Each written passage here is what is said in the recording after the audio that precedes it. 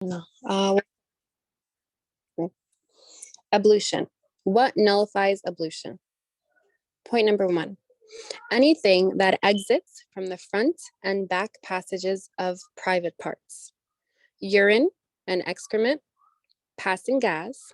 If one doubts whether he has passed gas or not, he would still be considered pure until he hears its sound or notices a smell. Medhi, the fluid that is emitted when one thinks of sexual relations. Waddi, the thick white mucus that is sometimes discharged after urination. The discharge that comes out of the internal part of the vagina. Point number 2, loss of consciousness. Loss of consciousness due to heavy sleep. Loss of consciousness due to insanity, fainting, drugging, or anything like that, whether the reason is permissible or prohibited. Point number 3, men touching women and women touching men. Touching nullifies if it is for lust and does not nullify if it is for anything else. Point number 4, touching the private parts. If the touch is for lust, then it nullifies the ablution. If it is for anything other than lust, then it does not nullify the ablution. Note, at the time of istihada, a woman must purify the site of occurrence, remove the blood, and perform ablution before each prayer.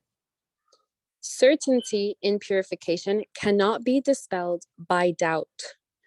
From the important principles set by Islamic jurists, fuqaha, in purification, one builds on the original certainty of a matter as pure or impure, or that the ablution is valid or not, and that it cannot be changed by mere doubt until it comes with certainty like it, so it invalidates it. So, certainty cannot be dispelled by doubt.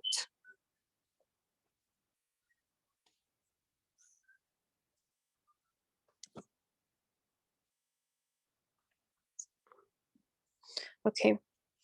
So a point that I wanted to clarify from this lesson is if you look under point number 1 in the yellow section that reads passing gas, this is in the case of someone that is in doubt of whether his ablution is valid or has become invalid. So in this case, because he's not certain of it, he would consider his ablution valid unless he hears a sound or notices a smell. If that happens, then he would be 100% sure that he broke his wudu or ablution.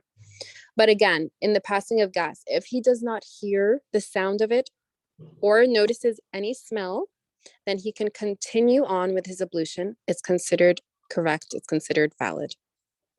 Now, also in the yellow section, there are 2 words that probably seem unfamiliar in English. That's because they are Arabic words, and they have their definition beside them. The first word is medhi, which means the fluid that is emitted when one thinks of sexual relations. And the second Arabic word is waddi, which means the thick white mucus that is sometimes discharged after urination. Also in the same section shown in the last bullet point, which reads, the discharge that comes out of the internal part of the vagina. So how would a female know which part is considered the internal part of where the discharge comes out? So we'll divide it into 3 cases. The first case, say it's a girl who constantly experiences discharge. Then in her case, she would perform ablution before each prayer. So before each prayer, she would be required to remove or clean the discharge, then perform the ablution ritual.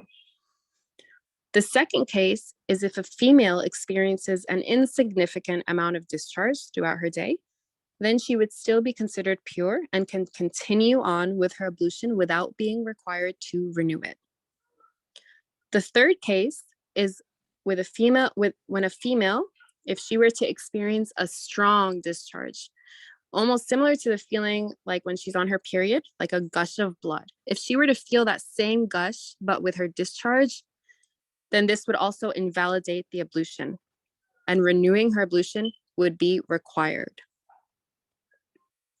Something else I wanted to add on for your knowledge to know about the nullifiers of ablution is that there are different opinions about them. the jurists of Islam have differed on what exactly nullifies the ablution. The points that we'll learn today are what we personally lean to, what our sheikh follows. Okay.